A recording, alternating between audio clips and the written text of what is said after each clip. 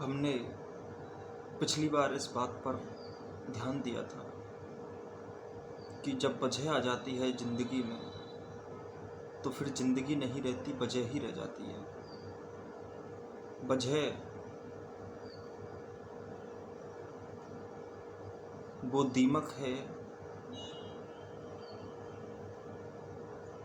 जो ज़िंदगी को खोखला कर देती है।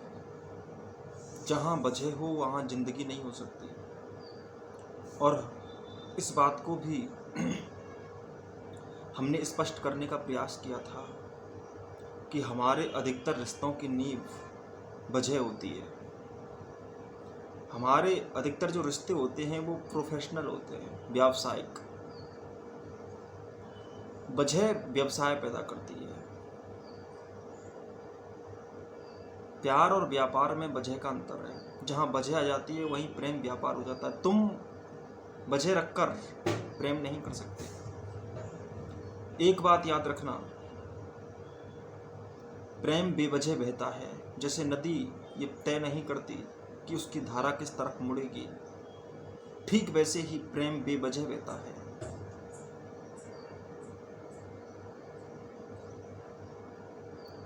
सूर्य की किरणें सागर की सतह से या जहाँ पर भी जल होता है वहाँ की सतह से जल को सींच कर सोख कर बादल बनाती है। वो बादल बहता है, बेवजह बहता है। जो बादल की तरह बहना ना सीख जाए वो प्रेमी नहीं हो सकता। जो जिद करे ठहरने की, सड़ने की, बदबू की, जो प्रेम के साथ एकात्मकता स्थापित ना कर पाए और जो वजह रख ले, उसकी जिंदगी जिंदगी नहीं रहती। उसके जीवन से वास्तविकता मिट जाती है। वजह इंसान की मृत्यु है, उसके प्रेम का गला घोंटना है।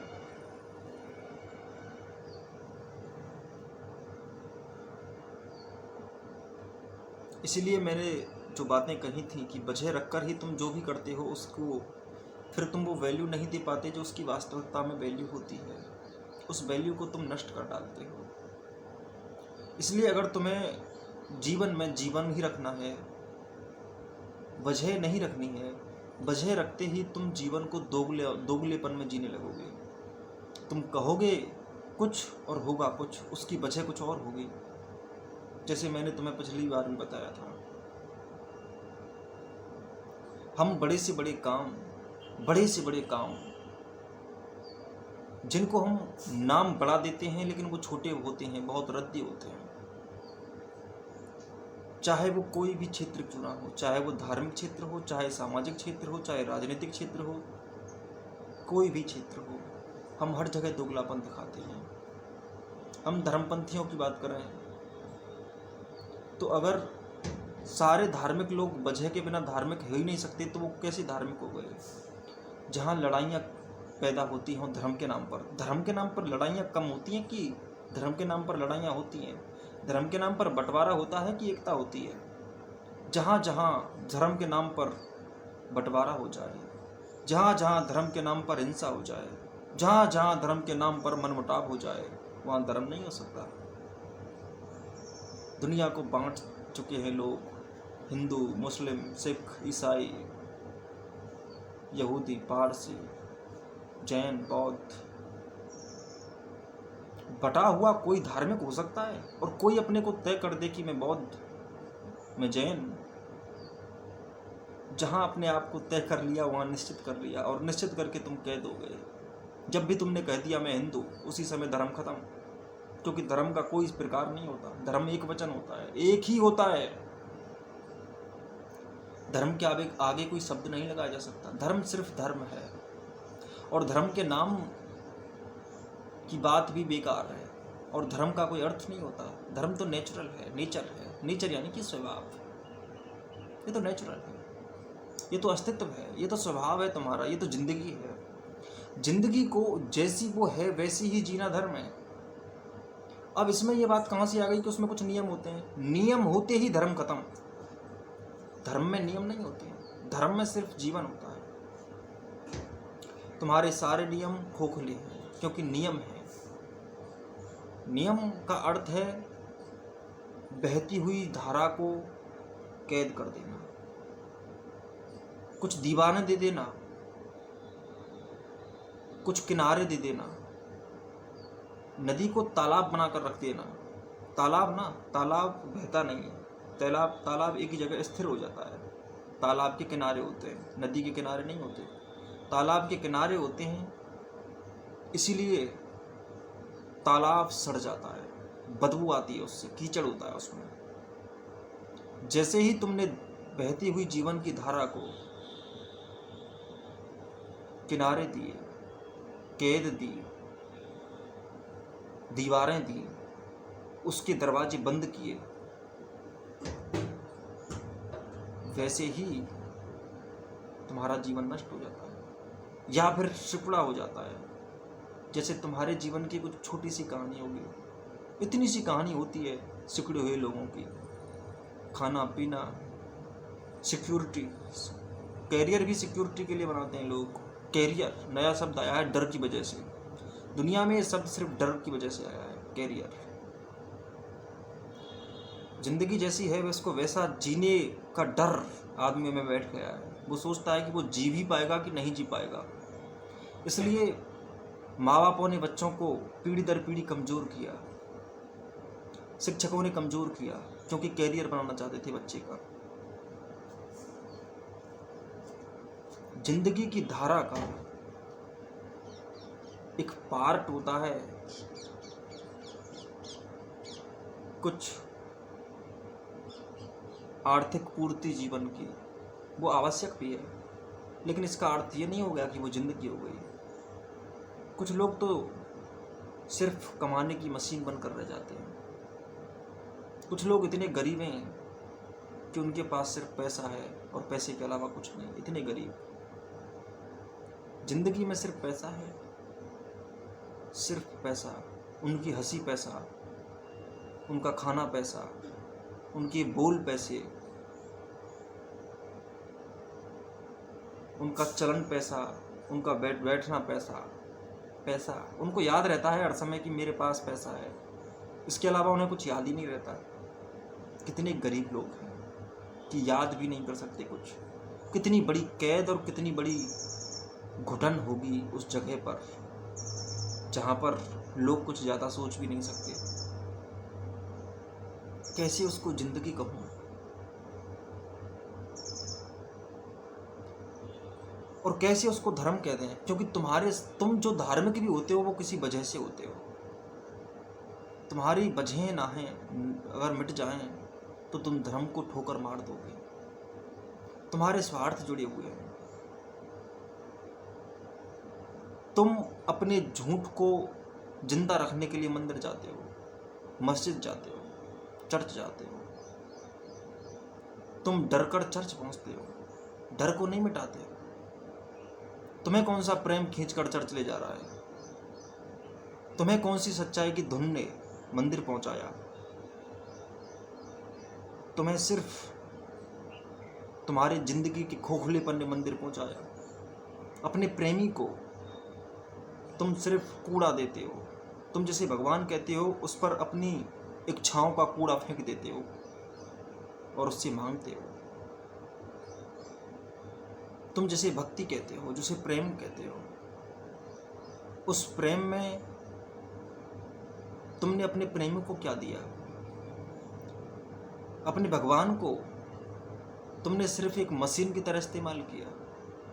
तुम्हारा जो ये भगवान है ना, ये तुम्हारे लिए सिर्फ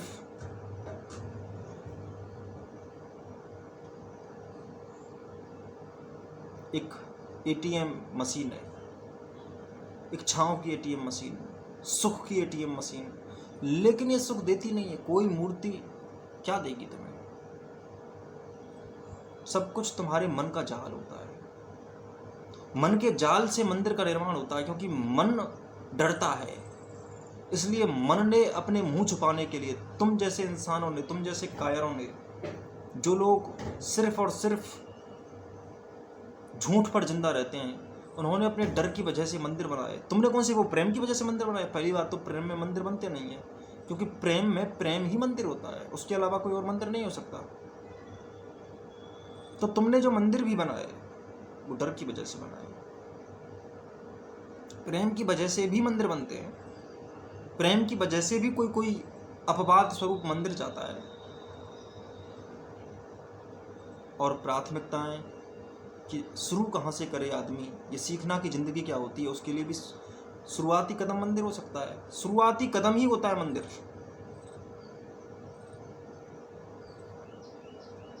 बच्चे को उंगली पकड़कर तब तक चलना सिखाया जाता है जब तक कि वो अपने पैरों पे खड़ा ना हो जाए। मंदिर इसीलिए होता है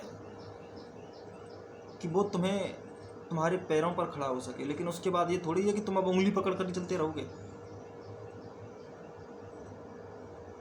मंदिर तुमसे एक प्रश्न पूछता है कि तुम मंदिर क्यों आते हो। जब तुम मंदिर जाते हो तो मंदिर तुमसे यही प्रश्न तुम्हारे मन में पैदा करता है कि तुम मंदिर क्यों आए, आखिर क्या है ऐसा अस्तित्व में कि मंदिर जाते हैं लोग, आते हैं लोग। बात लोगों की नहीं है, बात शुरुआत की है। इसलिए मंदिर बने तो ठीक, लेकिन इसलिए नहीं लोग दूसरी वजहों से और विशेषकर डर की वजह से कैसे कैसे मंदिर बना रखे हैं लोगों ने। और सारी की सारी बदतमीजियां मंदिरों के नाम पर होती हैं। भोलेनाथ की कांवड़ यात्रा में सबसे ज़्यादा शराब पी जाती है क्योंकि मौका मिल जाता है अब बदतमीजी करने का, वो भी भगवान के नाम पर बदतमीजी करने का। और दरअसल भगवान के नाम पर तो सारी बदतमीजियां चलती हैं। ना तो तुम पुरुषार्थ कर पाते हो क्योंकि तुम्हें पता है कि तुम तो भगवान की पूजा करके आ रहे हो, मंदिर से आ रहे हो भाई, अब पूजा कर। अब क्या जरूरत बची कुछ और चीज की? दान कर तो दिया मैंने, इससे क्या हो जाएगा?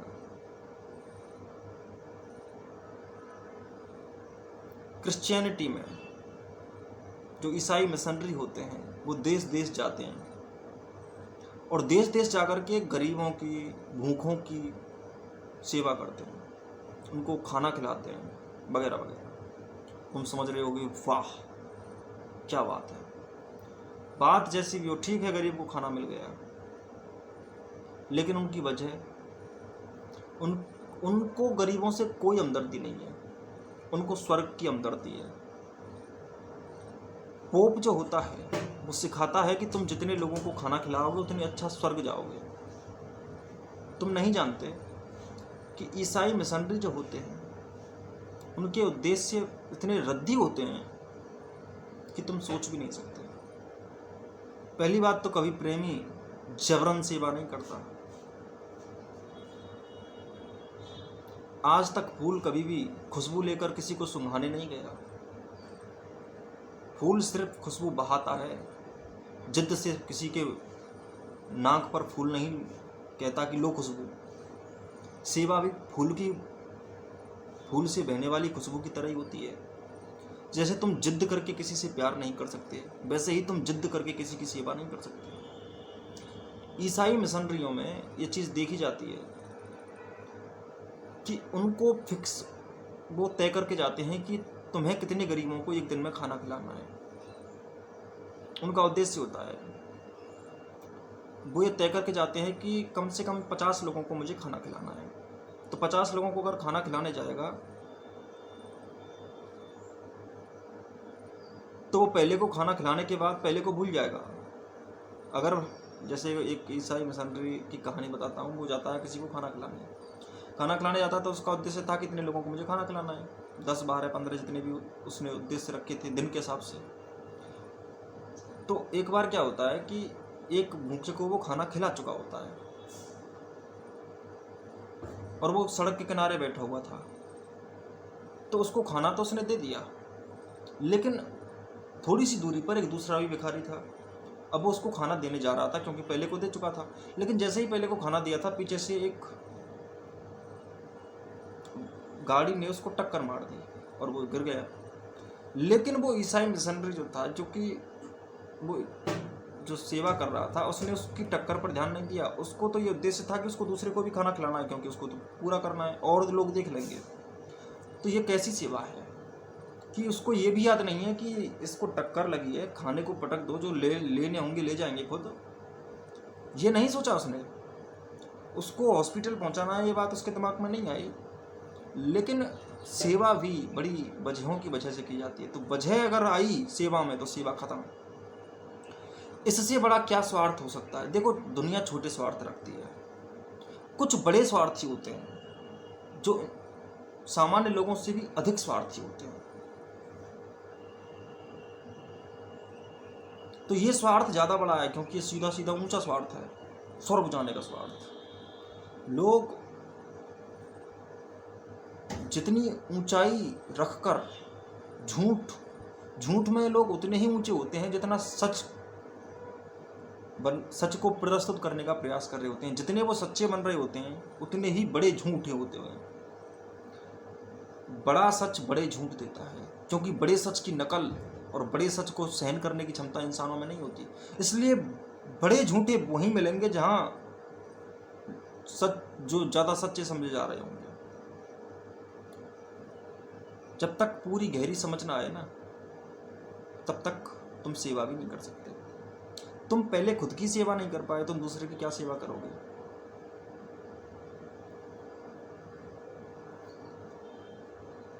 पहले पूरे स्वार्थी तो हो जाओ, उसके बाद परमार्थी हो जाना। अपने बारे में तुम कुछ नहीं जानते, तुम दूसरे को क्या दोगे? समझो इस बात को।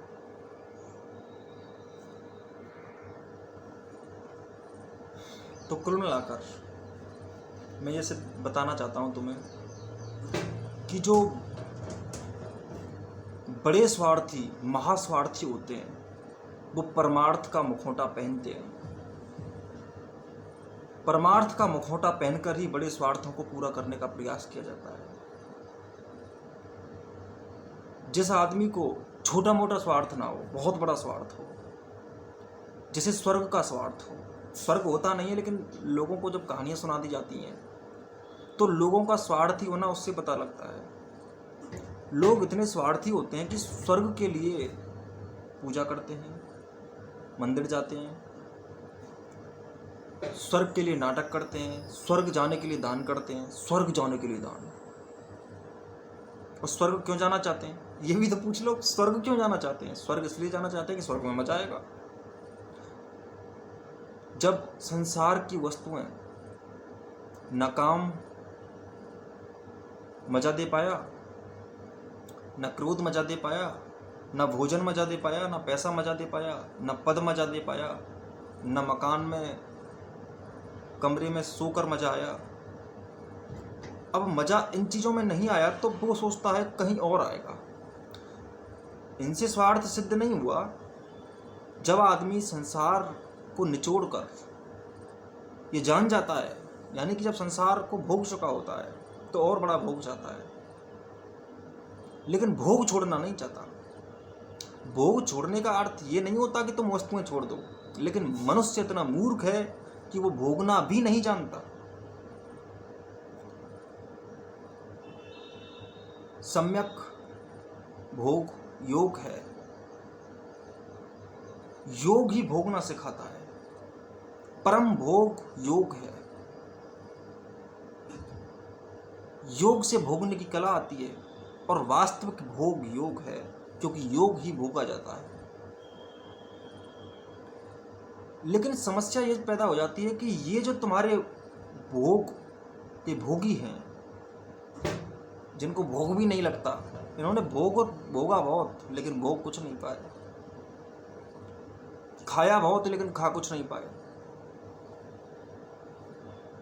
खाने का तरीका चाटना नहीं होता, खाने के ढंग हैं।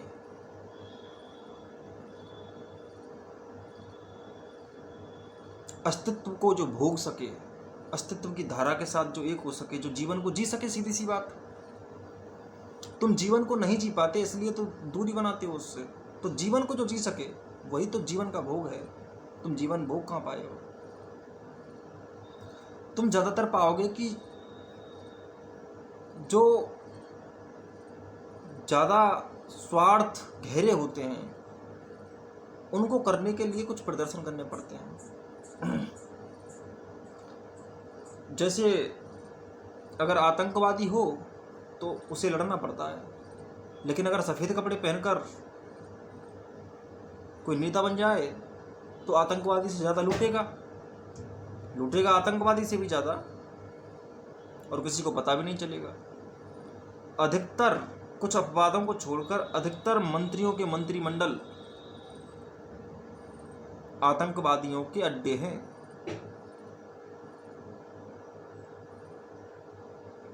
क्योंकि उनको सफ़ेद कपड़ा पहनना पड़ता है, करें क्या। तुम्हें लगता है वो कि सफ़ेद हैं? सफ़ेद का अर्थ होता है जिस पर कुछ ठहरता ही नहीं है, जिसमें जो कोई रंग लेता नहीं है, जो सारे रंग देता है। सफ़ेद रंग में सारे रंग होते हैं। काला रंग ऐसा होता है जो किसी को कोई रंग नहीं देता, सारे रंगों को खींच और लेता है। कृष्ण पिंड जिसे कहते हैं फिजिक्स में।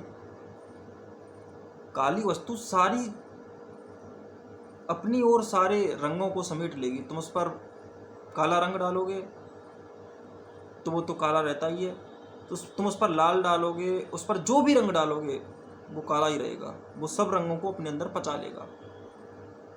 काले रंग में केवल खींचने की क्षमता होती है, काला रंग देता किसी को कुछ नहीं है। काले रंग में कोई रंग नहीं होता, काला ही हो जाता है उसके पास जाकर सब कुछ। लेकिन सफ़ेद रंग में सारे रंग होते हैं, और सफ़ेद रंग में देखा जाए तो कोई रंग नहीं होता। कोई रंग ना होना ही सफ़ेद रंग है। तुम सफ़ेद रंग में कोई भी रंग मिला दो वो वैसा ही रंग हो जाता है। लेकिन सफ़ेद रंग चूंकि अपने पास कुछ नहीं रखता, इसलिए उससे रिफ्लेक्ट होकर सारे रंग बनते हैं। सफ़ेद रंग में सारे रंग होते हैं क्योंकि सफ़ेद रंग अपने आप में कोई रंग नहीं होता। इसलिए सफ़ेद कपड़े पहनने वाले जो लोग होते हैं कि हम तो दौनी है, हम रखते नहीं हैं अपने पास को, सब कुछ दे देते हैं। देखा जाए तो ये सबसे बड़े काले कपड़े पहनने वाले लोग हैं। ये तो आतंकवादियों के कपड़े हैं, रिवर्स कर लो। अब इनको मुखौटा पहनना पड़ता है। आतंकवादी सफ़ेद कपड़े पहन के बैठ गए हैं, तो बड़े झूठ बोलने के लिए बहुत बड़ा सच्चा बनना पड़ता है, सच्चा प्रदर्शन करना पड़ता है झूठ बोलने के लिए। तो तुम्हारी वर्षों की जो झूठी आदत, अब जैसे कि धर्म के नाम पर सबसे बड़े अधर्मी सिर्फ तुम्हारे कहे गई धर्मात्मा हैं।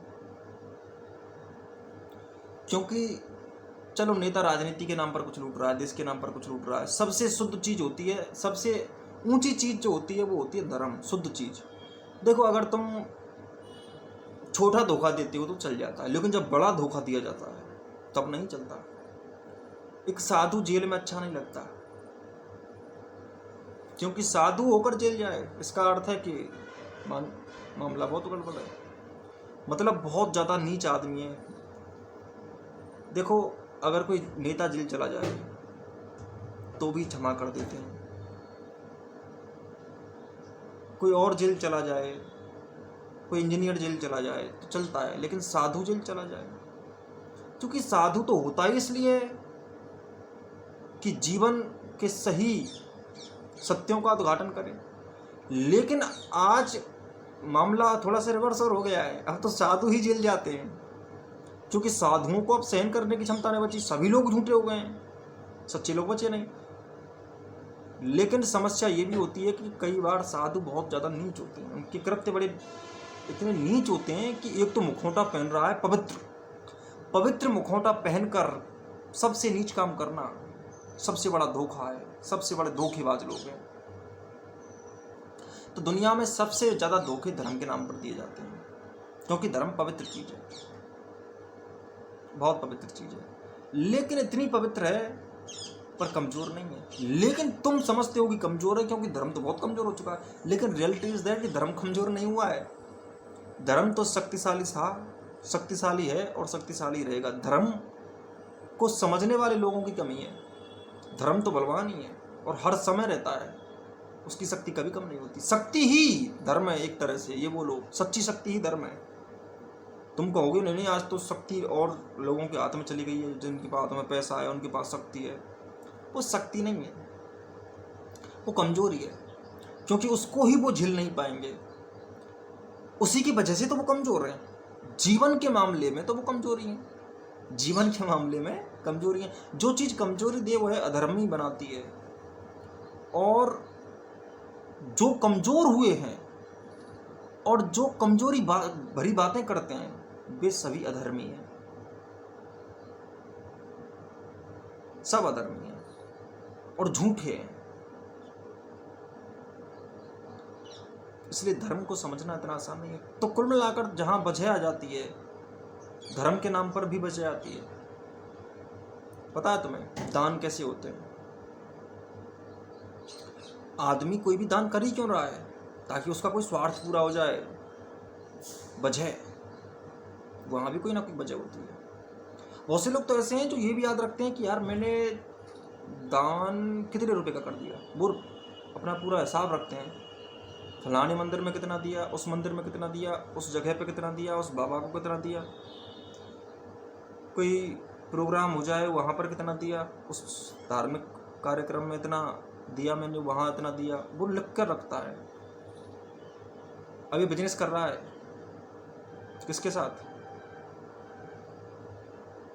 धर्म के साथ। वो सोचता है कि मैंने जब इतना दिया है तो किसी ना किसी दिन मुझको भी तो लेना है, क्योंकि मैं दे ही इसलिए रहा हूँ ताकि मुझे लेना है। हो गया ना बिजनेस, बस धर्म खत्म। वजह कमजोरी की वजह से ही तो दे रहा है। दान भी किया कमजोरी की वजह से किया, कमजोर था।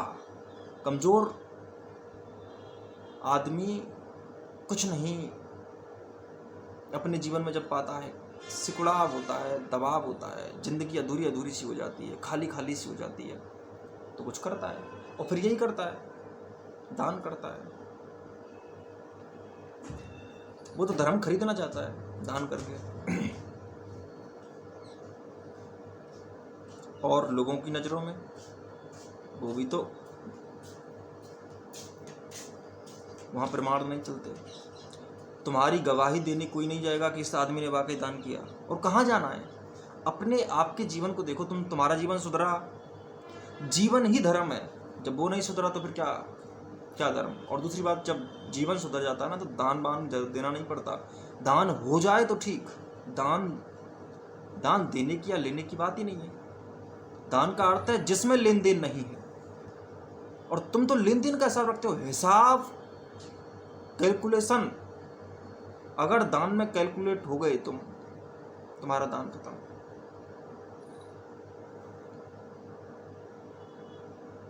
सूर्य का भी हिसाब रख के तुम्हें एनर्जी देता है क्या? जैसे सूर्य का स्वभाव, तुम कहोगे सूर्य का तो स्वभाव है किरणें फेंकना, धूप देना, ठीक वैसे ही तुम्हारा स्वभाव है जीना। उस जीने में अगर दान की बात नहीं आती है, उसको जो दान वास्तव में देता है उसको पता ही नहीं होता कब दान हो जाता है कब नहीं होता। पता नहीं होना चाहिए इस बात का। जब भी एहसास हो जाए कि मैं दान दे रहा हूँ या दान ले रहा हूँ, उसी समय दान खत्म। जिंदगी की राहों में कभी कुछ देना पड़ता है, कभी कुछ लेना पड़ता है, तो उसको बस ऐसा समझो, बस हो गया, यूं ही हो गया। It's the parts of life. उसको ज्यादा इंपॉर्टेंस मत दो, उसको भूल जाओ। लेकिन तुम तो वही याद रखते हो कि मैंने किया क्या, कितना किया। अरे समझने के लिए होती है जिंदगी। समझने के लिए तुम्हारे चारों तरफ घटनाएं घट रही हैं।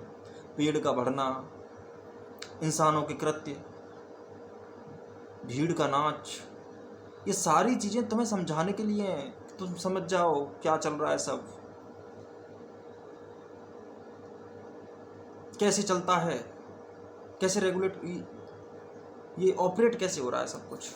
ये सारी चीजें देखो और समझने का प्रयास करो इनको, तभी क्लैरिटी आएगी तुम्हें।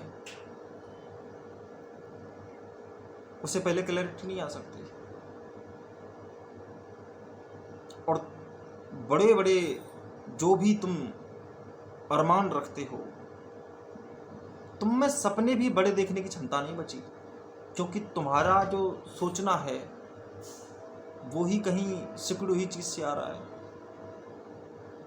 बड़े सपने वही देख सकते हैं जिन्होंने कुछ बात अच्छी सुनी हो, बड़ी सुनी हो।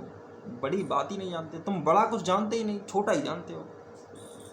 तुम्हारे जीवन में मैं पूछूं, सोचना आज खुद अपने आप से, बड़े से बड़ा क्या है तुम्हारी जिंदगी में?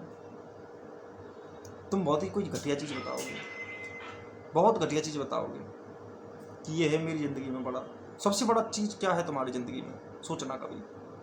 और फिर सोचना कि यार यही बड़ी चीज है मेरी जिंदगी में। सोचना, देखना, तुम सोच भी नहीं पाओगे। तुम्हारे पास सोचने की बुद्धि नहीं है कि सबसे बड़ी चीज हो क्या सकती है। बड़ी से बड़ी बात, बड़ी से बड़ी अवस्था, तुम क्या होना चाहते हो, क्या हो तुम, तुम्हें क्या चाहिए, सोचना, पूरी तरह से सोचना क्या चाहिए तुम्हें। सोच नहीं पाओगे, क्योंकि तुम्हारी सोचने की क्षमता तुम्हारी नहीं है। जिस दिन तुम्हारी सोचने की क्षमता तुम्हारी होगी उस दिन तुम सोच पाओगे। क्योंकि कि तुम कौन हो। जब तुम खुद को पहचानोगे तो खुद की पहचान से ही कुछ बहेगा, समझ भी बहेगी, तभी पहचान पाओगे, उससे पहले पहचान नहीं सकते।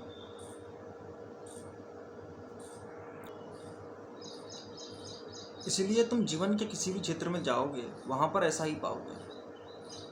किसी जगह चले जाओ, अब तुमने बहुत देशभक्त सुने होंगे, लेकिन देशभक्त बहुत कम होते हैं, बहुत कम।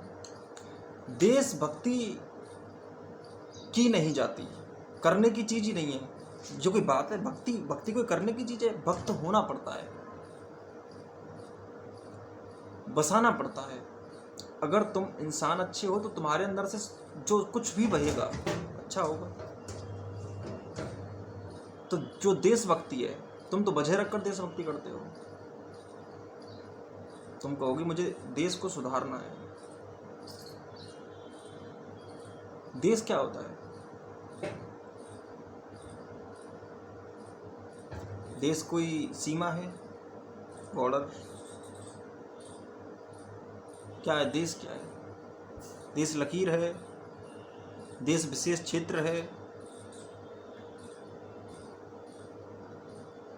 जब पाकिस्तान और हिंदुस्तान की बात आती है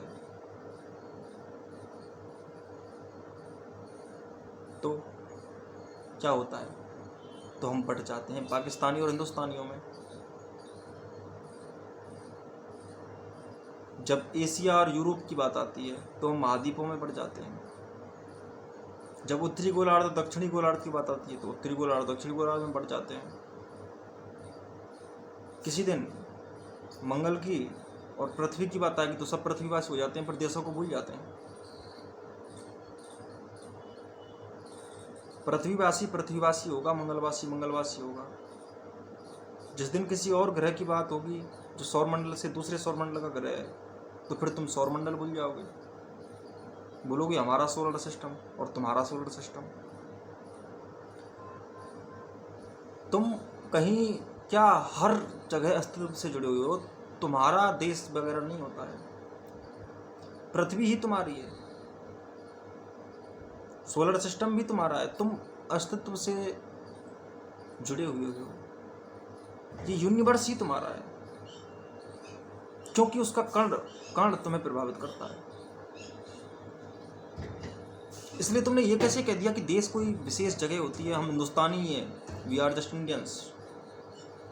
अब उल्टी रिवर्स भी कर लेते हैं। आदमी जब टूटता है ना तो सिर्फ पाकिस्तान हिंदुस्तान में नहीं टूटता है, हिंदू मुस्लिम में नहीं। तुम हिंदुस्तान में आ जाओ, यहीं पे हिंदू मुस्लिम है, हिंदुओं में आ जाओ, हिंदुओं में भी आपस में बहुत विभाजन है। कोई शिव भक्त है, कोई राम भक्त है, कोई कृष्ण भक्त है।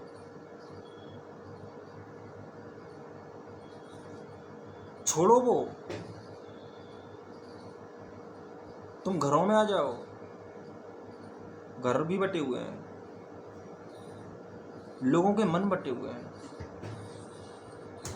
क्या नहीं बटे हुए? बंटवारा हर जगह है। अरे छोड़ो परिवार, खुद में आ जाओ। तुम शरीर हो, तुम मन हो, तुम बॉडी की कितनी आवश्यकताएं पूरी करते हो, उसके कहने पर कसरत करने लग जाते हो।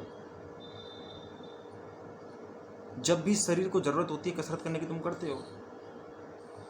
नहीं करते ना, फिर कौन हो तुम?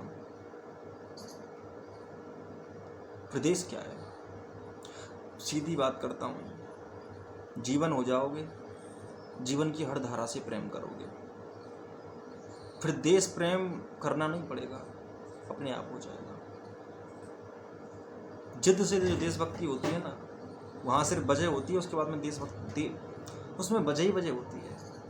देशभक्ति में लकीर वाला देश होता है, भक्ति नहीं होती है। देश ही देश होता है, भक्ति नहीं होती है। हमारे ईगो को बड़ी संतुष्टि मिलती है, हम देशभक्त, ईगोस्टिक ही इस बात को कह सकते हैं कि हम देशभक्त हैं, क्योंकि जो देशभक्त होता है ना वो बोलता नहीं। भगत सिंह ने कभी नहीं कहा कि मैं सिर्फ हिंदुस्तान को आज़ाद कराना चाहता हूँ, उन्होंने सिर्फ ये कहा कि मैं बस आज़ादी चाहता हूँ, केवल गोरी अंग्रेजों से नहीं, काले अंग्रेजों से भी, क्योंकि जो विभाजन हमारे हिंदुस्तान में पहले से हो रहा है, जिस विभाजन की वजह से, जिस सड़न की वजह से, जिस गटर की वजह से गुलामी आई। गुलामी क्या थी? मानसिकता ही गुलाम थी लोगों की, ये कभी एक ही नहीं थे। गुलामी आई नहीं, गुलामी बुलाई गई, क्योंकि तुम गुलामी थे, पहले भी गुलाम थे, आज भी गुलाम हो। अंग्रेजों के जाने के बाद 1947 के बाद क्या कर लिया तुमने? क्या अब देश नहीं है गुलाम? क्या अब देश गुलाम नहीं है? क्या अब विभाजन नहीं है? अब क्लासेज नहीं है? नाम बदल गए, क्या हो गया? तुमने क्या कर लिया? और भगत सिंह एक तरह से किसी विचारधारा से प्रभावित नहीं थे। तुम कहो कि उन्होंने लेनिन पढ़े थे और वो, ये सब ठीक है, लेकिन तुम्हें पता है भगत सिंह को उसके दोस्त भी पसंद नहीं करते थे। सुखदेव, राजगुरु, तुम इनको देशभक्त कहते हो, लेकिन देशभक्ति है माना उस तुम्हारे उन मायनों में ठीक है, वो भगत सिंह के दोस्त थे, बस इतनी बात मान लो। भगत सिंह जब कहता है कि मैं नास्तिक हूं, तो ये कहते हैं तेरा दिमाग खराब हो गया है, तू बहुत जिद्दी है, तू किसी की सुनता नहीं है, तू अपनी ही चलाता है हर जगह। भगत सिंह को पंजाबी पसंद नहीं करते थे। बोले, भगत सिंह ने कहा देखो भाई मैं पगड़ी नहीं पहनूंगा, मैं सिखों की उन बातों का मैं आदर करता हूँ जिसमें कड़ा पहरा जाता है, पगड़ी जो पंचककार हैं, कड़ा, करघा, जो भी केस।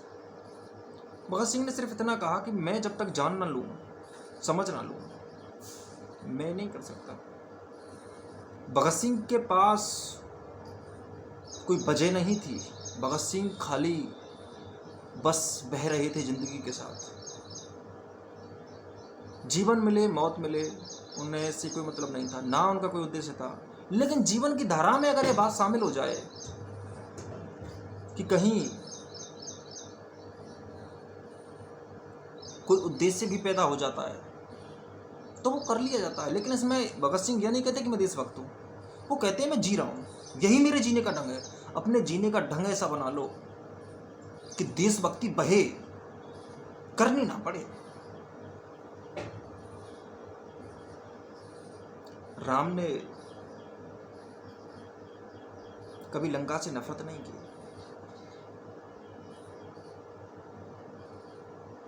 वहां भी वो प्रेम की धारा बहा के आए। प्रेमी आदमी प्रेमी होता है, वो लंका भक्त या भारत भक्त नहीं होता है। और सच्चाई तो यह है कि जिस दिल में प्रेम हो वही भारत है। भारत का अर्थ इस देश की सीमा नहीं होता है, भारत का अर्थ होता है जहाँ प्रेम हो, जहाँ जिंदगी हो, क्योंकि यहाँ वो लोग गहराए हैं जिन्हें जिंदगी को जिंदगी की तरह रिसर्च करके उन्होंने स्पष्ट करने का प्रयास किया, जैसी थी वैसी। जीवन की गहराई को जानने वाले पैदा हुए इस देश में, तो जीवन की गहराई को जो जी सकता है वही भारतवर्षी है, भारत है। भारत कोई देश नहीं है, भारत अवस्था है, स्टेज है, the living stage of life is just Bharat की बात अगर हम कहें कि उसका नाम हम किसी शकुंतला के बेटे के नाम पर रख दें, दुष्यंत के बेटे के नाम पर रख दें, ये बकवास बात है। वो एक गुण के नाम पर रखा गया है कि इंसान जीवन के साथ जब रहता है तो उसमें हिम्मत होती है, उसमें जिंदगी होती है। कविताएं ठीक हैं, हम भारत के भरत खेलते शेरों की संतान से, इट्स ऑल राइट, ये अपनी जगह चलता है। दुनिया के किसी भी कोने में पैदा हुआ हो कोई व्यक्ति, जो जी रहा है वो भारतीय है। भारतीय का मतलब यह नहीं है कि वो इस महाद्वीप से संबंधित है, जिसमें प्रेम की खुशबू है वो भारत है। चाहे वो सुकरात हो, चाहे वो मंसूर हो, लाओ त्से हो, चाहे जीसस हो, जो जी रहा है, जो प्रेमी है, वो चाहे रूमी हो चाहे कबीर हो, क्या फर्क पड़ता है, वो भारत है। और तुम जिद्द से 1000 बार कहो कि वो देशभक्त, ये देशभक्त, ऐसा देशभक्त, वैसा देशभक्त, नो। जब इंसान खुद ही नहीं है तो देशभक्त कौन? इंसान खुद को पहचान तो ले, देशभक्त कौन है ये भी तो बताओ। कोई शरीर देशभक्त है, कोई एक्टिविटी देशभक्त है?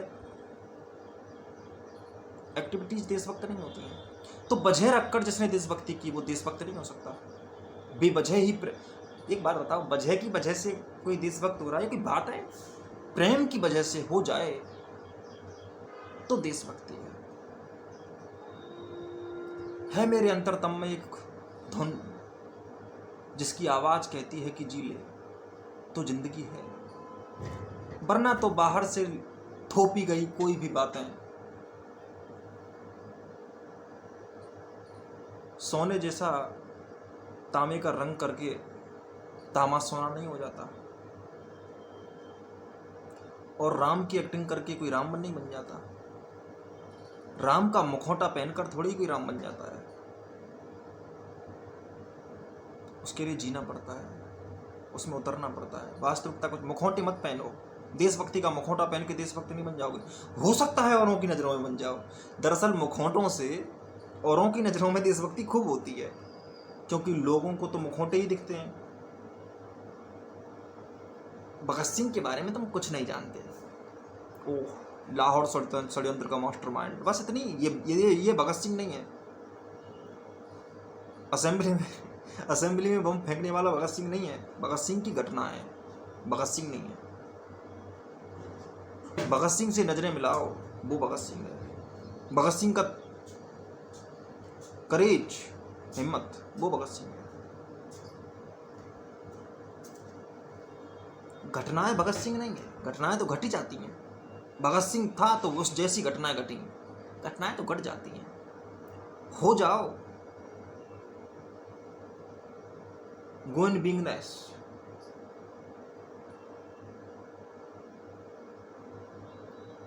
बोलने से करने से देशभक्त नहीं होते। देशभक्त एक तेज है, देशभक्ति एक गुण है, देशभक्ति एक रस है, एक संगीत है, एक लय है, एक आनंद है, जो जिसमें होता है सो होता ही है।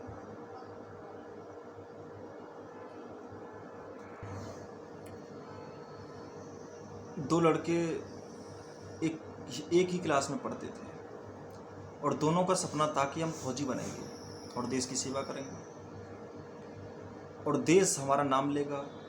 देश के हर आदमी के मुंह पर हमारा नाम होगा कि उसने देश के लिए ऐसा किया, देश के लिए ऐसा किया।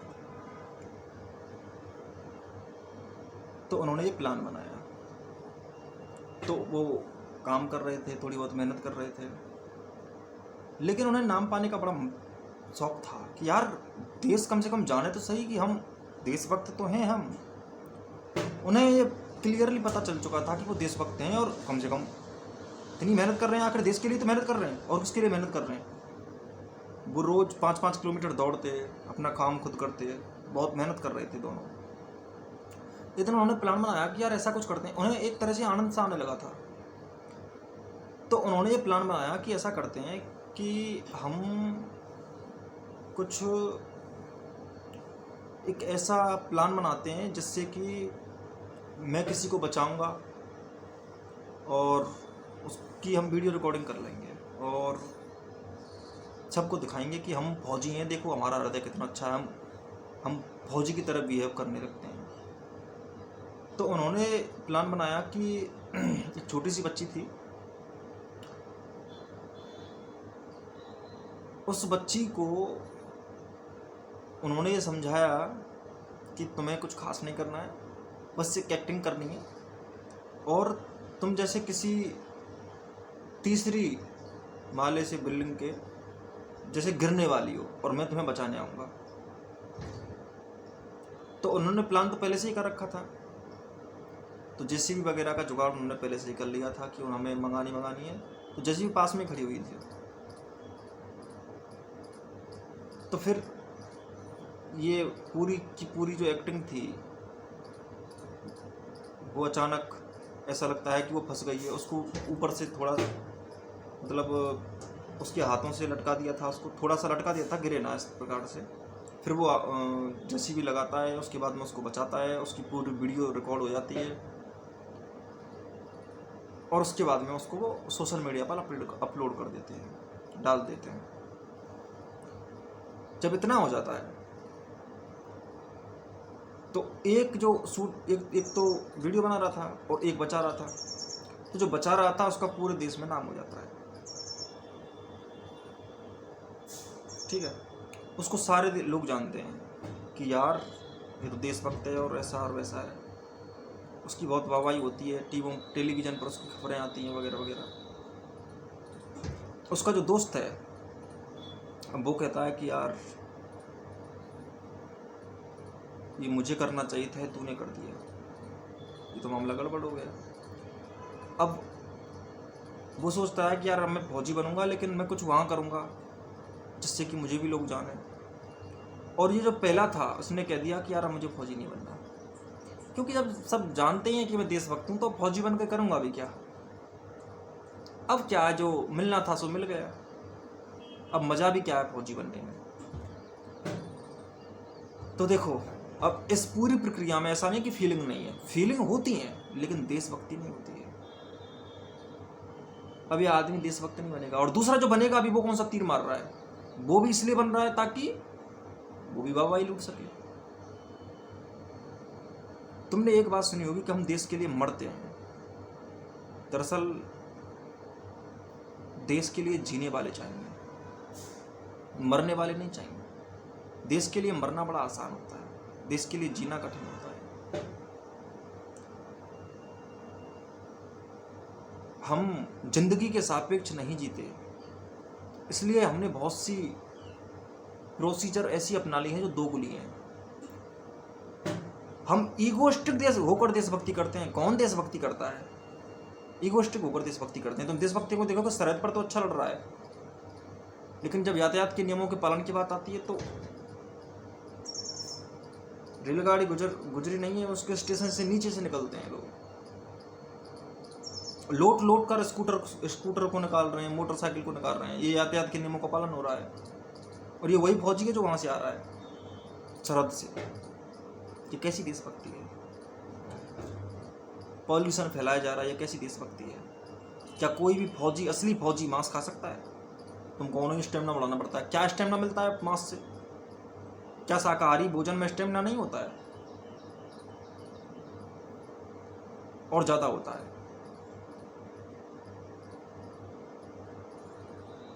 जीवों के प्रति दया नहीं कर सकता, फौजी कैसे हो सकता है?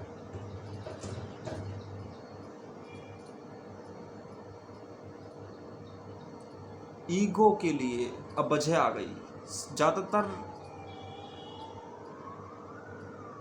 मैं सबकी बात नहीं कर रहा हूँ, लेकिन ज़्यादातर जो लोग हैं वो ईगोइस्टिक होकर ही फौज में भर्ती होते हैं, या फिर आईएएस बनते हैं, आईपीएस बनते हैं, ईगोइस्टिक होकर। और देशभक्त आदमी केवल फौज पे खड़ा हुआ, सरहद पे खड़ा हुआ है, इतना ही कैसे हो सकता है? अगर कोई देशभक्त आदमी है तो देश की हर समस्या पर बात करेगा कि नहीं करेगा? और ठहर कैसे जाएगा? रुकेगा नहीं। फौजी वाकई बहुत रातों को सरहद पर खड़े होते हैं, ये होते हैं, इसकी अच्छी बात है, ये मेहनत है। लेकिन अगर असली आदमी है जो देश की गहराई से सेवा करता है, वो आदमी सरहद पर नहीं ठहर सकता, क्योंकि वो समस्याओं से जूझने की क्षमता रखता है, तो वो पूरा पूरा जूझेगा। ऐसा नहीं है कि बस आउटसाइडर अटैक्स को रोकना एक फौजी का काम होता है। पूरा पूरा फौजी वो होता है जो इंटरनल समस्याओं से भी लड़े और एक्सटर्नल समस्याओं से भी लड़े। एक्सटर्नल समस्याएं कभी कभी आती हैं। मैं इस बात को अच्छी तरह से जानता हूँ कि लोग बहुत दिल से फौज की ड्यूटी, कई ऐसे भी लोग हैं जो करते हैं, लेकिन अधिकतर ईगो के लिए करते हैं। अधिकतर, मैं किसी का अपमान नहीं कर रहा हूँ,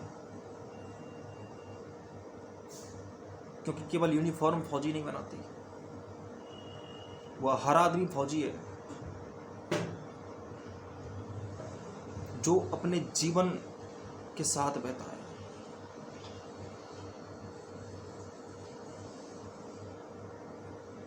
देश में इतनी समस्याएं गहरा रही हैं, तुम्हें पता है, फौजी अगर तुम हो तो तुम्हें पता होना चाहिए कि तुम्हारे सारे के सारे नेता आतंकवादी हैं, और तुम आतंकवादियों को सैल्यूट मारते हो, उनके ऑर्डर्स के गुलाम हो तुम, उनके ऑर्डर की नकल हो तुम। वो जो ऑर्डर देते हैं वो तुम फॉलो करते हो। फौजी कभी ऐसा करेगा? फौजी तो वो है जहां से चेंज किया जा सके वहां से चेंज करे। सरहद पर लड़ने से क्या हो जाएगा? मैं जानता हूं कि सरहद पर लड़ना उस समय आवश्यक है जिस समय लड़ाई हो ही जाए, लेकिन साल के 365 दिनों में से लड़ाइयां तो होती हैं बहुत कम, तो फिर फौजी कहां चले जाते हैं और दिनों?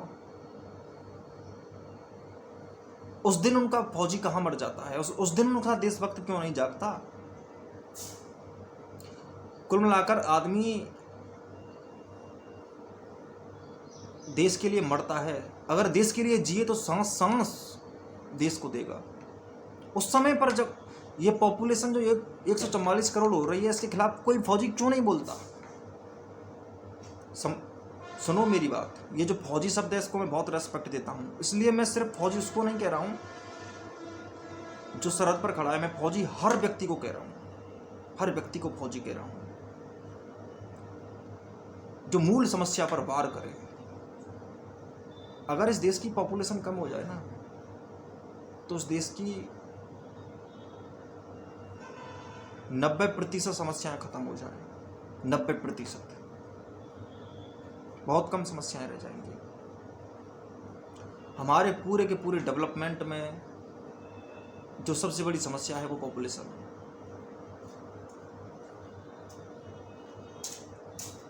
अशिक्षा की यही जड़, मूर्खता की यही जड़, कमजोरी की यही जड़। करप्शन में नंबर 1 हमारा देश, पॉपुलेशन में 1 ही कह लो, कोई खास अंतर नहीं है। दुनिया में सबसे अधिक, जिसे तुम शुद्धतम देश कहते हो, विश्वगुरु, ऋषियों की भूमि, यहाँ पर इतने नीच व्यक्ति कैसे पैदा हुए कि ये मांस के उत्पादन में नंबर 1। जिस देश में गाय की सेवा होती है उस देश में सबसे ज़्यादा बीफ का उत्पादन इसी देश में होता है, और यहीं से एक्सपोर्ट होता है सभी देशों को, ज़्यादातर देशों को सबसे ज़्यादा बीफ का निर्यातक देश भारत है।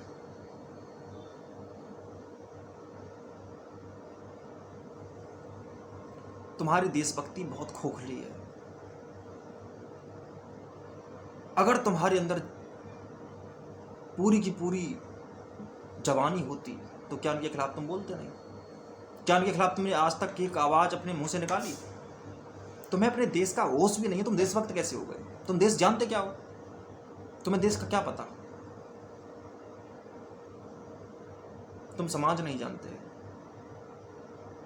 तुम एजुकेशन नहीं जानते, क्या चल रहा है तुम्हारे एजुकेशन में? तुम कमजोरियों की जड़ों तक नहीं पहुंचते। एक फौजी तो गहराई में जाकर उतरता है। बहुत फौजी और चाहिए इस देश को। भगत सिंह जैसे फौजी चाहिए इस देश को। वो था फौजी। सुभाष चंद्र बोस थे फौजी। ऐसा नहीं है कि देश में अगर मौका नहीं मिल रहा है कुछ करने का, तो हम जर्मनी में जाकर कुछ ना करें।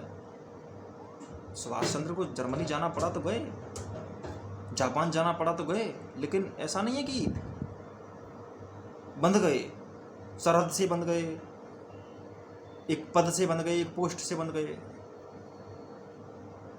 सैल्यूट कर लिया, ये देशभक्ति है, ठहराव नहीं होता। कांग्रेस छोड़नी पड़ी तो छोड़ दी, क्योंकि कांग्रेस में रहा ही नहीं जा सकता था, तो चले गए सुभाष चंद्र बोस जी कांग्रेस छोड़कर। छोड़नी पड़ी, छोड़ दी, फौजी थे। फौजियों के सबसे बड़े रेस्पेक्ट वही तो हैं। सच्ची फौज तो देश की उन्होंने ही बनाई, लेकिन उसके बाद सैल्यूट मारने का काम रह गया फौज का। तुम्हारा काम सिर्फ सिक्योरिटी देखना नहीं है कि कोई अटैक कर रहा है तो उसको रोको, इतना ही नहीं है, बहुत सारी चीजें हैं। और केवल समस्या की डाली काटने से कुछ नहीं होता, डाली काटने से उसकी जड़ें नहीं कट जाती। डाली काट दो, दूसरी डाली आ जाएगी। हम सिर्फ सतह पर सेवा करते हैं, जड़ों में जाकर करो और कठिन पड़ेगा। इसलिए हम जो बातें करते हैं वो बहुत ऊपर ऊपर की बातें होती हैं, ज़्यादातर केसेज में सुपरफिशियल।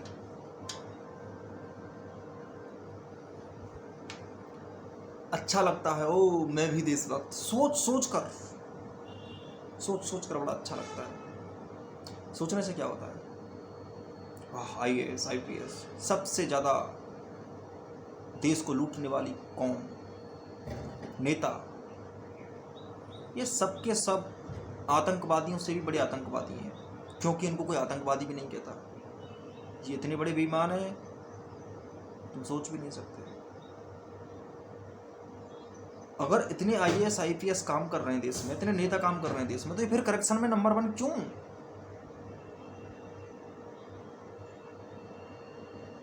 जिस देश का संविधान वन्य और वन्य जीवों की रक्षा करने के लिए कहता है, उस देश में सबसे ज्यादा मांस क्यों कटता है? हमारी गवर्नमेंट ही है।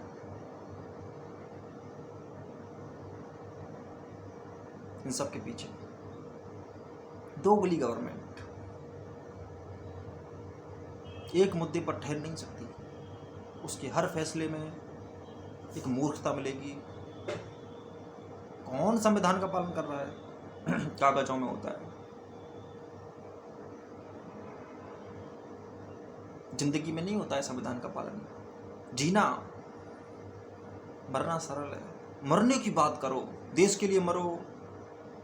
मैं तो अपने पिता के लिए जान भी दे सकता हूँ, अपनी माँ के लिए जान दे सकता हूँ, अपनी प्रेमिका के लिए जान दे सकता हूँ, अपनी वाइफ के लिए जान दे सकता हूँ, अपने बच्चों के लिए जान दे सकता हूँ। जान दो, जियो मत। बस मरने की बात करने के लिए आए हो यहाँ पे। जान देते हैं सब। जरा 1 घंटे जी कर दिखाओ सही तरह से, अपने देश के लिए, अपनी माँ के लिए। जीते नहीं हो। Breathing is not living. तुम कभी भी पूरी प्रेम में जिए कहाँ हो? बहुत हिम्मत चाहिए प्रेम करने के लिए, बहुत हिम्मत चाहिए जीने के लिए। गलत जीना मौत समान होता है, और तुम सही कब जिए वो ध्यान कर लो, तो तुम पाओगे कि तुम कभी 1 घंटे भी नहीं जिए।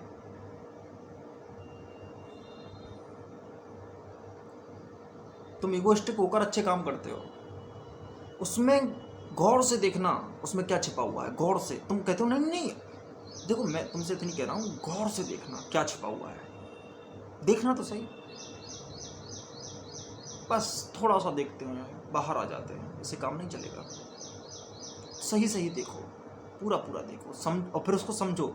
समझते हुए आगे बढ़ना और जिंदगी के साथ एकात्मकता स्थापित करना और जिंदगी की रक्षा, यही सबसे बड़ी देशभक्ति है। अब जिंदगी चाहे अपने देश के किसी व्यक्ति की हो या तो किसी और देश के किसी व्यक्ति की हो, इससे कोई फर्क नहीं पड़ता। तुमसे समझदार तो पशु पक्षी हैं, उन्हें कोई फर्क नहीं पड़ता कि वो किस देश के पेड़ पर बैठे हुए हैं।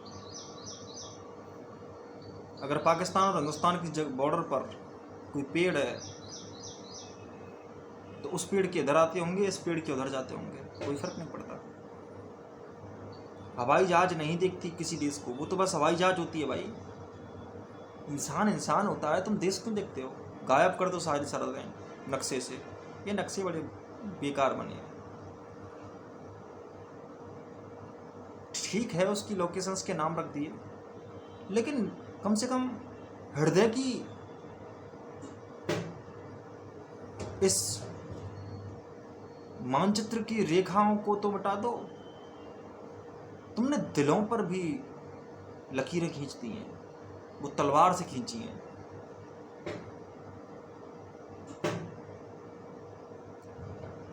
बजे मत रखो, वरना तुम सब कुछ खो दोगे। हर चीज के केंद्र में बजे बैठी हुई है, हर चीज के केंद्र में।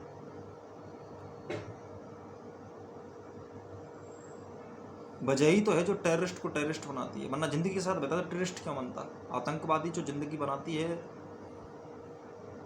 वो जिंदगी का गलत ज्ञान बनाता है, जिंदगी से दूरी ही आतंकवादी बनाती है। तो तुम्हारी सारी कहानी किसी वजह से चलती है, क्या बेवजह नहीं चल सकती? कारण चाहिए, कारण कुछ नहीं हो सकता। कारण, जिंदगी अकारण होती है। तुम्हें पता है कल क्या होगा? अकारण है, आएगा तो आएगा, जो कुछ हो सकता है हो सकता है। ऐसा तो नहीं है तुम्हारे तय करने से कल वैसा ही आएगा जैसा तुमने तय किया है, वो तो अपने आप आएगा, अकारण आएगा। अकारण, जैसे ही कारण रखोगे सिकुड़ जाओगे। चूंकि जो चीज अकारण आ रही है उसको कारण ही जिया जा सकता है। कारण रखकर उसको जिए तो तुम फिक्स कर लोगे कि इतना ही जीना है, फिर तुम पूरा नहीं जी पाओगे। विशेष स्थिति में विशेष कर्तव्य का जन्म होता है, और विशेष कर्तव्य को नियमों के अनुसार नहीं जिया जाता है, नीति के अनुसार जिया जाता है। नीति शब्द को भी हमने आग लगा कर रख दी। नियम का अर्थ होता है जो सड़ गया है, जो पहले कभी था, इसका अर्थ है वो नियम होता है। नीति ताजा होती है, जैसा जीवन आया है वैसा उसको जी लो, ये नीति है। उसमें कोई नियम नहीं होता। तुम्हारे नियम और नीति में कोई अंतर नहीं है। तुम कहते हो नीति उसको जिसमें नियम होते हैं, तुम नीति भी उसको कहते हो जिसमें नियम होते हैं, और नीति वह होती है जिसमें नियम नहीं होता है। नीति का अर्थ है जो तुम अभी जी रहे हो उसके साथ न्याय करना। तुम न्यायपूर्वक अपनी जिंदगी से न्याय करो, उसको नीति कहते हैं। लेकिन तुमको तो कारण चाहिए जीने के लिए। वजह ना हो तो तुम जिंदा ना रहो, लक्ष्य रखकर तो तुम जीते हो। माना कि तुम्हें ये बातें थोड़ी सी भारी लगेंगी, लेकिन एक वक्त के बाद तुम लक्ष्य के लिए शुरू में जीते हो, और जब लक्ष्य के लिए लगातार जीते हैं ना, तो एक लक्ष्य ऐसा आता है कि तुम लक्ष्यहीन हो जाते हो। सभी लक्ष्यों का परम लक्ष्य एक ही लक्ष्य है कि लक्ष्य ऐसा हो जाए कि लक्ष्यहीन हो जाओ। लक्ष्यहीन होने का अर्थ है लक्ष्य ओझल हो जाता है, लक्ष्य परे। लक्ष्यहीन शब्द बेकार है। लक्ष्य परे, लक्ष्यातीत, लक्ष्य से बाहर, लक्ष्य की दुनिया सिकुड़ी हुई है। तुम्हें ये बात पता नहीं है क्या कि तुम अपने रास्ते पर चलकर जिस भी मंजिल पर पहुंचते हो, उस मंजिल पर पहुंचने के बाद वो मंजिल एक और रास्ता दे देती है। तो जिंदगी में कोई लक्ष्य होता ही नहीं है। तुम जिसको मंजिल कहते हो वो मंजिल भी ओझल हो जाती है। हर मंजिल एक ही बात लाई है मेरे यार, कि मंजिल ने एक नया रास्ता दिया। नया ही रास्ता मिलेगा। पथ का अंतिम चरण प्रिय पथ ही है, मंजिल नहीं है। आज का अस्तित्व तो आज ही है, कल नहीं है। बीज का अंतिम चरण प्रिय बीज ही है, फल नहीं है। फल में भी बीज होते हैं। बीज वृक्ष बनता है, फिर उसमें फल आते हैं। तुम समझो कि बीज का अंतिम लक्ष्य क्या है? फल नहीं, फल भी बीज देता है। बीज का अंतिम चरण पर ये बीज ही है, फल नहीं है। तो तुम्हारी सारी मंजिलें रास्ते देती हैं, और सच्ची बात यह है कि तुम मंजिल के पीछे पागल हो जाते हो ना, तो रास्तों का मजा खत्म कर लेते हो, और फिर जिंदगी खराब हो जाती है। रास्तों का मजा लेना है तो रास्ते को ही मंजिल मान लो, तो इससे तुम इसी क्षण मंजिल के मोह को छोड़कर इसी क्षण इसी को मंजिल बनाकर इसी पथ पर चलते चलते इस क्षण का आनंद ले लोगे। वरना इस क्षण को तो तुम भूल ही जाते हो, क्योंकि तुम्हें तो मंजिल का मजा लेना है। जो मंजिल का मजा लेते हैं वो पथ के आनंद को, रास्ते के आनंद को, राह के रसों को छोड़ देते हैं। और जिंदगी केवल राह है, मंजिल नहीं है। और जब तुम समग्रता पाओगे तो पाओगे कि राह और मंजिल एक ही होते हैं। बस उस राह पर जहाँ चल रहे हो उसको पूरा जी लो, यही मंजिल है। और मंजिल नहीं होती, मंजिलों की मंजिल रास्ता है, रास्तों के रास्ते मंजिल हैं। तुम्हारा जो रास्ता है एक दिन वो मंजिल ही बन जाता है। मंजिल उसे जीने की आदत लगानी पड़ती है, मौज स्वयं पैदा हो जाती है। मौज इंसान का स्वभाव है, लेकिन वो अपना स्वभाव छोड़ देता है, अपनी ज़िंदगी छोड़ देता है। अपनी ज़िंदगी छोड़ना ही जीवन से दूर जाना है, और उसी क्षण मर जाता है। जितना तुम दूर गए अपने आप से, जितने समय के लिए दूर गए, जितना जीवन काल तुमने अपने से दूर रहकर बिताया, वहाँ तुम जिंदा नहीं थे। तुम जिंदा वहीं थे जहाँ तुमने अपने आप को पहचान कर अपनी ज़िंदगी जी। अभी तो तुम दूसरों की ज़िंदगी जी रहे हो।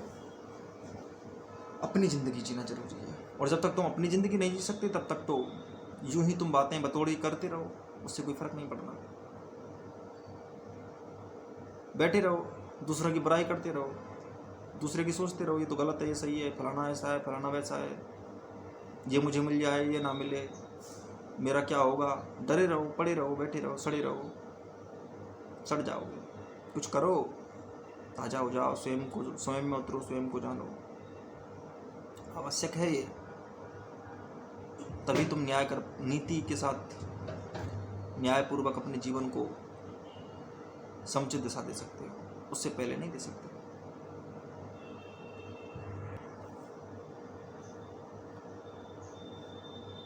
यही तो मैं तुमसे कहता हूं कि समझोगे नहीं तो फिर पूरी बात होगी कैसे।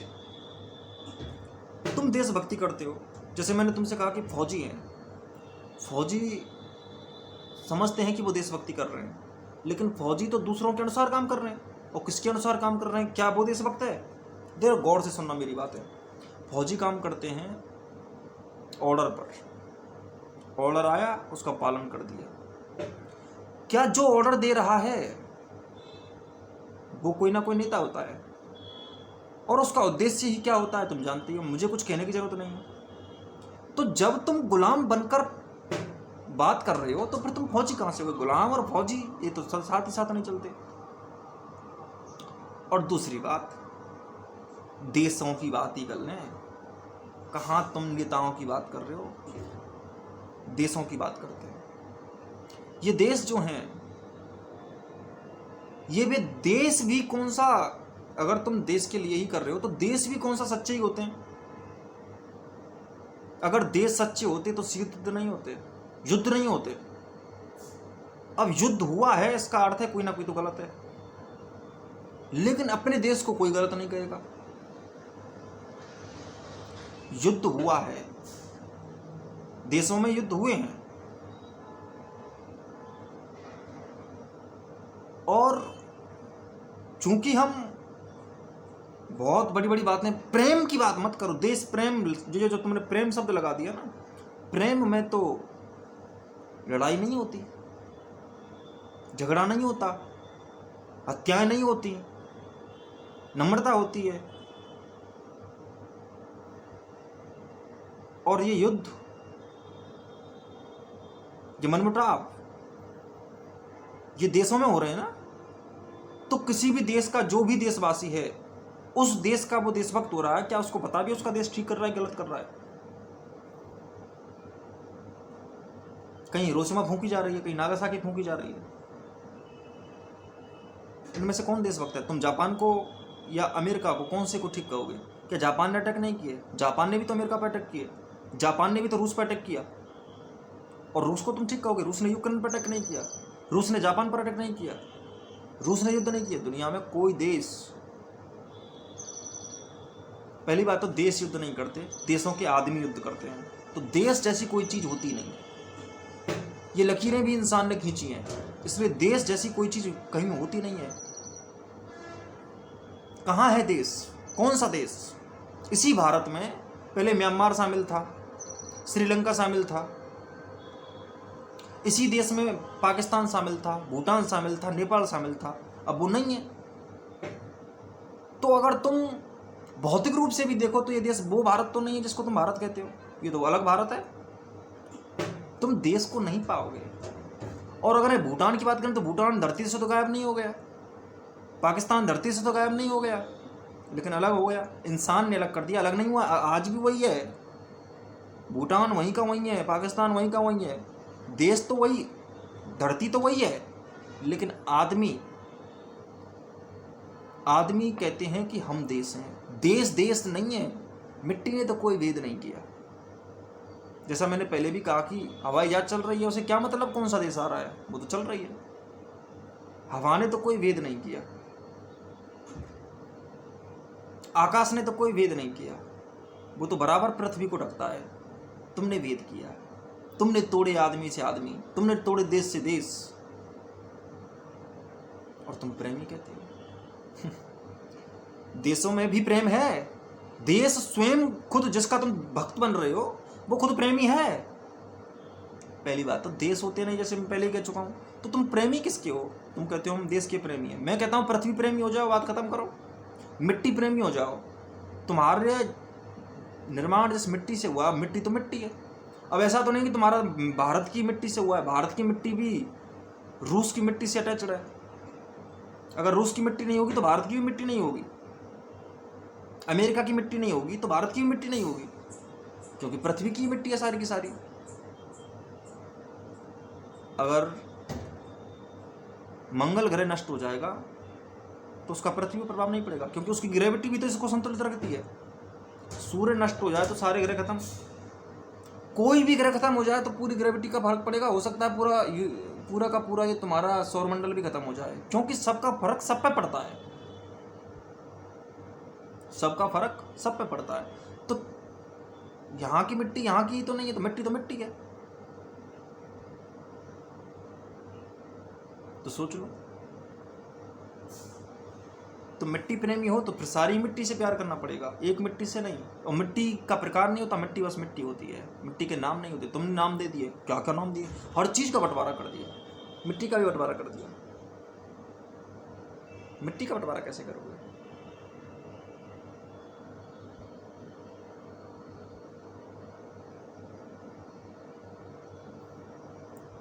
प्रेम से रहो, जीवन ही सब कुछ है। अस्तित्व बांटा नहीं जाता, अस्तित्व कभी बांटा नहीं जाता। एक गाड़ी है, गाड़ी 4 व्हीलर गाड़ी है, उस गाड़ी के पहियों को निकाल दो, किसी मिस्त्री को ले आओ जो गाड़ी के बारे में सब कुछ जानता है, उसके पहिए निकाल दो, उसका बोनट निकाल दो, उसका फ्यूल टैंक निकाल लो, उसकी सीट निकाल दो, उसके जो दरवाजे हैं उनको भी निकाल दो, सारा कुछ निकाल दो, उनको नीचे पटक दो। अब पूछो कहाँ है गाड़ी? तुम कहोगे कि बोनट गाड़ी है, नहीं बोनट तो बोनट है। अब गाड़ी कहाँ है? गाड़ी तो कोई, तो गाड़ी समग्र थी, सभी चीज़ों से मिलकर ही गाड़ी हम उसको तब कहते हैं जब सभी चीज़ों से मिलकर बनी हो।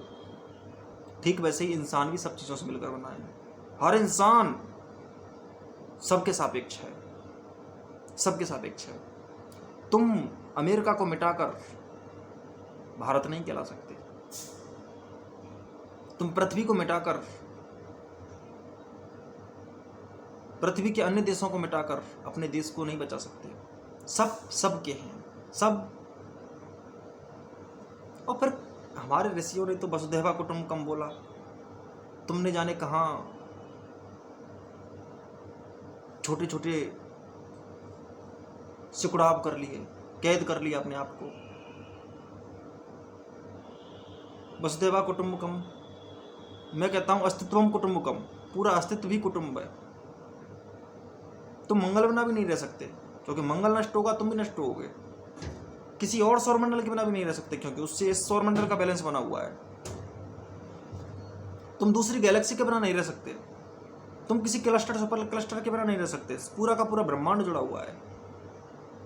अब बताओ,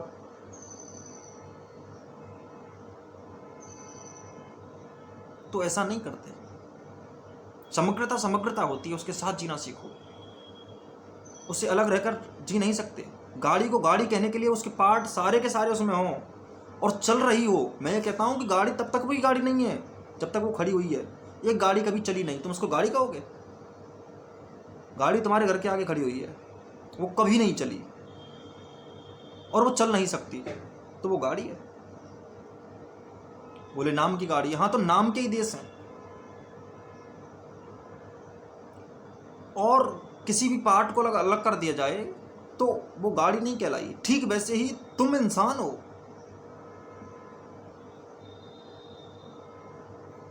सिर्फ हवा एक देश में नहीं बहती। अगर और देशों की हवा नष्ट कर दोगे तो इस देश की भी हवा नष्ट हो जाएगी। हवा तो हवा है।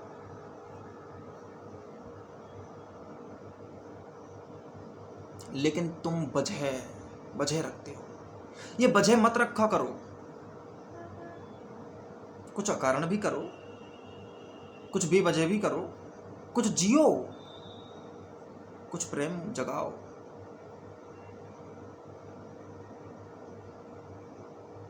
तभी पूरा जी सकोगे, वरना जीना असंभव हो जाएगा, दूभर हो जाएगा। लेकिन हम तो दूसरे से लड़े बिना जीते ही कहाँ हैं। जब तक मजा ही क्या, जब पाकिस्तान और हिंदुस्तान में कुछ मनोटाव ना हो जाए। फिर हम तमाशे करते हैं, झूठ के पीछे छिप जाते हैं। और झूठ के पीछे तब छिपाना ही तुम्हारी अपनी फितरत बना ली है। देशभक्ति के पीछे छिप गए।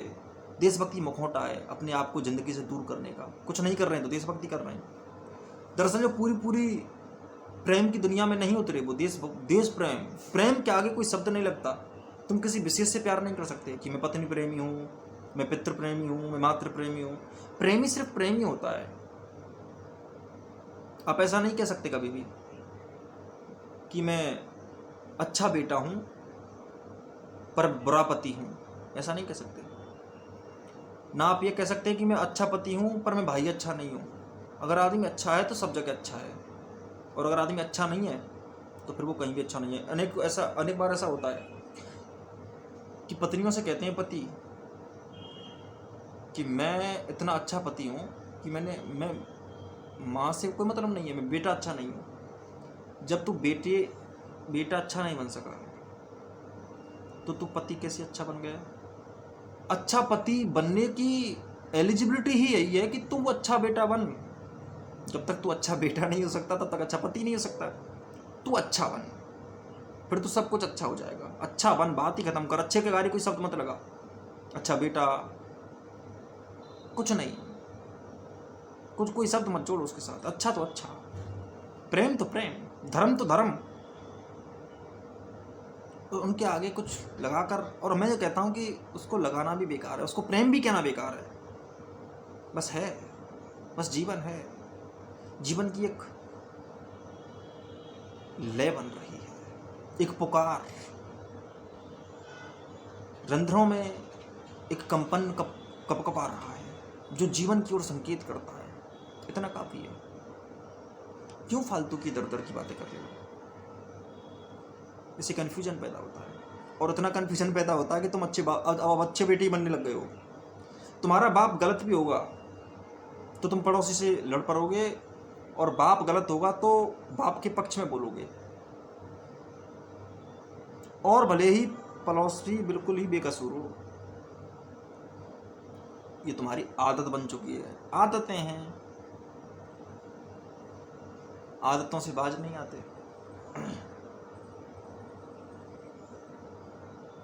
तो कुल मिलाकर समझें, हर चीज को गौर से जानने का प्रयास करें। प्रेम सीखना पड़ता है, जानना पड़ता है। प्रेम ज्ञान की परिपूर्णता के बाद आता है, ध्यान की परिपूर्णता के बाद आता है। तुम अगर अच्छे ध्यानी हो जाओगे तो अच्छे प्रेमी अपने आप हो जाओगे। तुम अच्छे ज्ञानी हो जाओगे, अच्छे प्रेमी अपने आप हो जाओगे। जो तुम ऊंचाई भर दो, जहां पर भी भर दो, वो रास्ता प्रेम का है। तुम किसी भी काम को पूरा कर दो, वो रास्ता प्रेम का है। टोटल तो हो जाओ। Give totality any field, then the birth of love is possible. Before it's all, love is not possible. पहले तय करो कि तुम्हें करना क्या है, कहाँ जाना है, what's the direction that you want achieve. You want to involve yourself in the stream of the life. So it's a Tumpa button for you. Work on it and mix yourself in totality on it. इसलिए मैं तुमसे जो कह रहा हूं उस पर काम करो बस। बार बार एक ही बात है कि सिकुड़ो मत, खुलो, ओपन हो जाओ।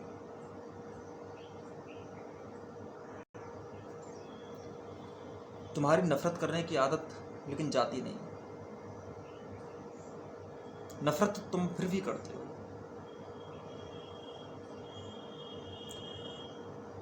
आजकल तो ऐसा हो गया है कि दूसरे को बर्बाद करने का पूरा प्लान बनाता है आदमी, लेकिन मुंह पर आज के बराबर प्रेम की कमी कभी नहीं थी। आज हर देश दूसरे देश को कहीं ना कहीं फंसाना चाहता है, नीचा दिखाना चाहता है। ये तुम्हारे सारे शीत युद्ध इसका नंगा प्रतीक है। राजनीति एक नफरत है, पॉलिटिक्स एक नफरत है। राजनीति नहीं है, राजनीति है। वर्ल्ड की सबसे बड़ी प्रॉब्लम है। हर मामले में तब तक हमें मजा ही नहीं आता जब तक कि हम किसी भी देश को, किसी भी इंसान को नीचा ना दिखा दें। हम ऐसे मजबूत हैं कि दूसरे को कमज़ोर बताकर ही मजबूत होते हैं। सच्चा मजबूत तो वो है जो दूसरे को मजबूत बनाता ही आगे बढ़े। लोग तो मजबूत इसलिए होते हैं ताकि वो दूसरे को कमज़ोर सिद्ध कर सकें, और पूरी मजबूती की वजह यही है कि हम कैसे किसी को कमज़ोर कर डालें। उससे जीवन की धारा विपरीत जाती है। इसलिए अपने जीने के ढंगों में इन फालतू की झंझावादों को मत आने दो। नफरत तुम्हारे जीवन की वास्तविकता को छीनती है। देशों में प्रेम होना चाहिए। लोग व्यापार भी अब देश आपस में करते हैं तो उस व्यापार में भी इस प्रकार पूरा का पूरा ध्यान रखते हैं कि कैसे इसको बर्बाद कर दिया जाए। एक देश दूसरे देश को कर्ज देता है ताकि उसको पूरी तरह से लूटता रहे, लेकिन हमें एक दूसरे की आवश्यकताएं पूरी करें, एक दूसरे के साथ मिलजुल कर रहे हैं तो एक सच्चे और सही विश्व का उद्भव हो सकता है। प्रेम ही है वो जो पूरे विश्व को जोड़ सकता है। हमारी आउटर एजुकेशन तो बहुत हुई, पर इनर एजुकेशन में जरा हम पीछे रह गए।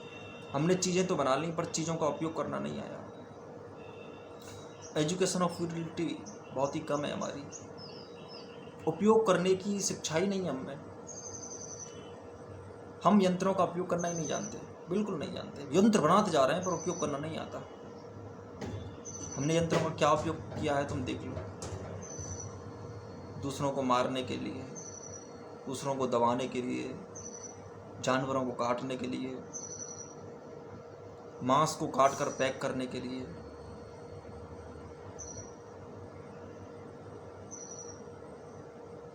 क्लाइमेट चेंज करने के लिए, जीवों की स्पीसीज को नष्ट करने के लिए। पूरा का पूरा जो उपयोग है वो किस पर टिका हुआ है? केवल और केवल अंत दौड़ पर। आंधी जो यंत्रों की आई उसमें बुद्धि बह गई, उपयोग करना ही भूल गए हम। इतने सारे यंत्र हैं पर उपयोग करना नहीं आता।